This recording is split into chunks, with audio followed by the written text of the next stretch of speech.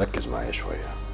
لو انت داخل في اي علاقة، شراكة، علاقة زوجية، اي علاقة مع اي حد، لازم تبني حدودك كويس. تعمل حدود لنفسك، ما تخليش حد يتعدى حدوده معاك، لانه لو تعدى حدوده معاك هيقدر ان هو يعمل فيك اي حاجة بعد كده.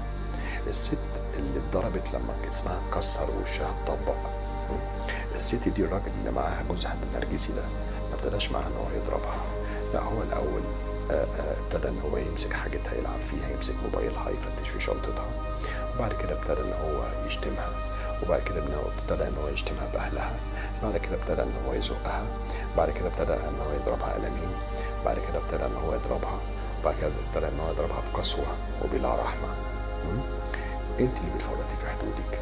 اتعلمي ان انت تقولي كلمه انا ما اقبلش. انا ما اقبلش انك تمسك شنطتي وتفتش فيها. انا ما اقبلش ان انت كل شويه تمسك موبايلي ومش سايبني ان انا امسك موبايلك خالص. انا ما اقبلش.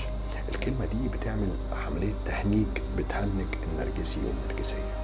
اتعلم كلمه انا ما اقبلش، ودايما افتكر كويس قوي ان انت تحط نفسك فوق دماغك. حط نفسك فوق دماغك، وديها للي مستنيها.